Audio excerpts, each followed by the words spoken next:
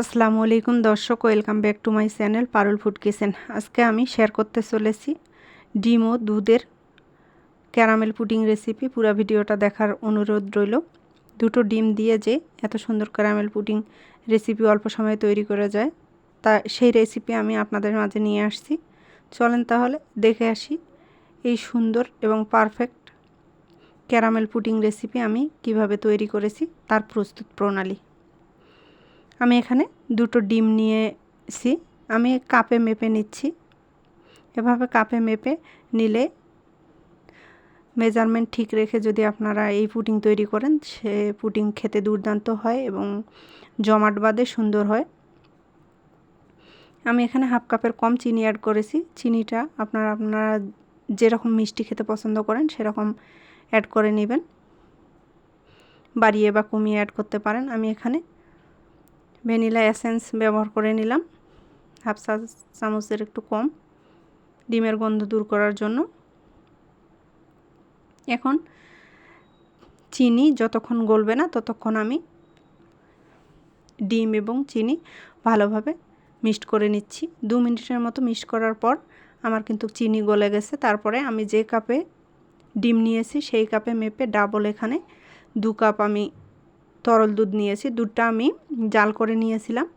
তারপরে এখানে জাল করে ঘন করে নেইনি, এই ঘন করার জন্য আমি এখানে অ্যাড করে দিছি 4 চামচের মতো দুধ পাউডার। তারপর ওগুলোকে মিক্সড করে নেওয়ার পর যে আমি আগে থেকে চিনি এবং ডিমের যে মিশ্রণটা অ্যাড করেছিলাম সেইটার সাথে আমি দুধটা অ্যাড করে দিলাম। দুধের মিশ্রণটা অ্যাড করে দেওয়ার পর দুধ, ডিম এবং চিনি সুন্দরভাবে মিক্সড করে নিচ্ছি। সবগুলো ভালোভাবে মিক্সড করে নেওয়া শেষ। এখন আমি চুলায় ফ্রাই প্যান বসিয়ে দিয়েছি। তারপরে এখানে আমি 3 টেবিল চামচ চিনি অ্যাড করে দিলাম। যেহেতু আমি পুডিংটা বানাবো ক্যারামেল পুডিং, এজন্য আমি ক্যারামেল তৈরি করে নিব। আমি চিনিটা দেওয়ার সাথে সাথে নাড়ব না। আপনারা যদি অন্য কড়াইয়ে এই ক্যারামেল তৈরি করেন তাহলে এখানে চিনি যে পরিমাণ নিয়েছেন সে পরিমাণের অর্ধেক এখানে পানি অ্যাড করতে পারেন। যখন চতুর্থার থেকে এরকম কালার আসতে শুরু করেছে তখন আমি এভাবে নেড়ে চেড়ে নিচ্ছি এবং চুলার আঁচটা আমি লোয়ে রেখে এই ক্যারামেলটা তৈরি করে নিব। ক্যারামেলটা যখন সুন্দর কালার আসবে তখন আমি নামিয়ে নেব। ক্যারামেলটা বেশি পুড়ে গেলে আবার পুডিংটা খেতে কিন্তু তিতা লাগবে, সেটা মাথায় রেখে আপনারা এখানে চুলাটা লোয়ে রেখে ক্যারামেলটা তৈরি করে নেবেন। আমার কিন্তু ক্যারামেলটা রেডি হয়ে গেছে। এখন আমি এখান থেকে ক্যারামেলটা পুডিংটা যে বাটিতে সেট করব সেখানে ঢেলে নিচ্ছি। ক্যারামেলটা ঢেলে নেওয়ার সাথে সাথেই বাটিটা ভালোভাবে নেড়ে চেড়ে নিব। ক্যারামেলটা সেট হওয়ার জন্য এভাবে ঘুরিয়ে ঘুরিয়ে আমি ক্যারামেলটা সেট করে নিচ্ছি। ক্যারামেলটা সেট করে নেওয়ার পর ঠান্ডা হওয়া অবধি অপেক্ষা করব।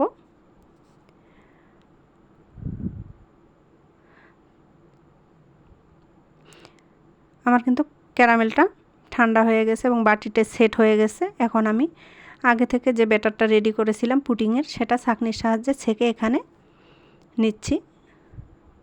ব্যাটারটা ছেঁকে নেওয়ার চেষ্টা করবেন, তাহলে দুর্দান্ত এবং স্মুথ একটা কেক তৈরি হয়ে যাবে, পুডিং তৈরি হয়ে যাবে। ঢাকনা দিয়ে নিলাম। তারপর ফ্রাই প্যানে আমি পানি বসিয়ে দিয়েছি, সেখানে একটা কিচেন টাওয়াল নিয়ে দিলাম। তারপরে দিয়ে দিলাম হচ্ছে টিফিন বাটিটা যাতে নড়াচড়া না করে সেই জন্য আমি ফ্রাই প্যানের যে ঢাকনাটা দিয়ে নিলাম।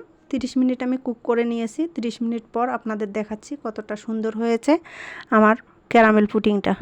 দেখেন, এখন আমি নর্মাল ফ্রিজে 2 ঘন্টা রেখে দিয়েছিলাম ভালোভাবে সেট হওয়ার জন্য। এখন আপনাদের পরিবেশন করে দেখাচ্ছি যে কতটা দুর্দান্ত এবং কতটা লোভনীয় হয়েছিল এবং কালারফুল হয়েছিল আমার ক্যারামেল পুডিং রেসিপিটা।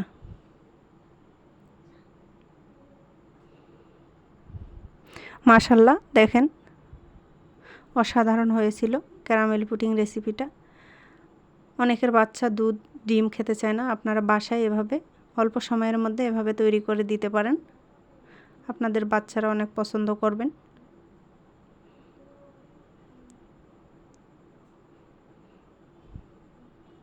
দেখেন ভেতর থেকে মাশাল্লাহ কতটা সফট হয়েছিল পুডিং রেসিপিটা।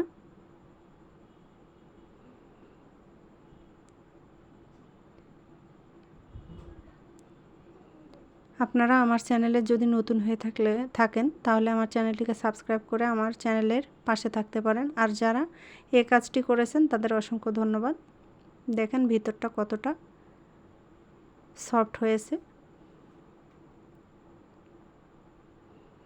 দেখেই বোঝা যাচ্ছে মাশাল্লাহ দারুণ হয়েছে পুডিংটা। আমার এই সিম্পল রেসিপি যদি আপনাদের ভালো লেগে থাকে তাহলে লাইক কমেন্ট শেয়ার করবেন। আর যারা ফেসবুক থেকে দেখতেছেন তারা ফলো দিবেন।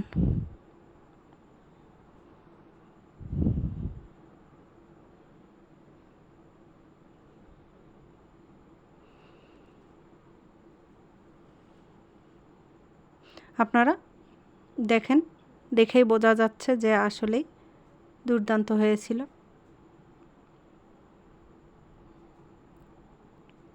যদি আপনারা এরকম কাপে মেপে মেজারমেন্ট ঠিক রেখে যদি পুডিং তৈরি করেন তাহলে পারফেক্ট পুডিং তৈরি করা যাবে।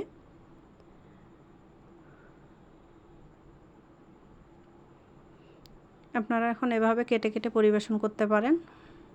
ভালো থাকবেন, সুস্থ থাকবেন, আমার জন্য দোয়া করবেন। আর একটা নতুন রেসিপি নিয়ে আমি আপনাদের সামনে আসবো ইনশাল্লাহ। এরকম সিম্পল রেসিপি পেতে আমার চ্যানেলটিকে সাবস্ক্রাইব করে তার পাশে থাকা বেল বাটনটি অন করে রাখতে পারেন।